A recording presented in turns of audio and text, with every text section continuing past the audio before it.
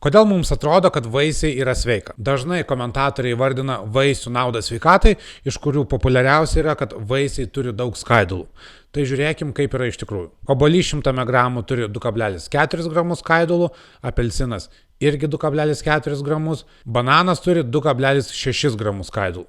Net sausainiai kartais turi daugiau skaidulų, o jau rimtesni skaidulų šaltiniai, pavyzdžiui, linų sėmenis, turi bent 10 kartų daugiau. Tai ne, vaisiai neturi daug skaidulų. Natūraliai gamtoje augantis vaisiai, pavyzdžiui, laukiniai obuoliai, turi kažkiek skaidulų ir kažkiek vitaminų, bet jie yra nesaldus ir dėl to nebūtų labai populiarus produktas net ir tarp vaisių mylėtojų. Tam, kad obuolius pirktume, yra išveistos žymiai didesnės ir saldesnės jų rūšis, kuriuose yra žymiai mažiau skaidulų ir vitaminų negu tikrame gamtos sukurtame obuolyje. Todėl, kai vardiname visas maistinės medžiagas, kurių mums atrodo, kad vaisiuose yra, prisiminkime, kad tų medžiagų kiekiai natūraliai miške augančio vaisiaus labai skiriasi nuo parduotuvėje mūsų skoniui paruošto vaisiaus. Todėl parduotuvėse parduodami vaisiai pagal savo dabartinę sudėtį turėtų būti vertinami kaip desertas, o ne kaip maistinių medžiagų šaltinis, nes jame nėra jokių būtinųjų maistinių medžiagų, kurių mes negautume iš kitų produktų. O kaip desertas,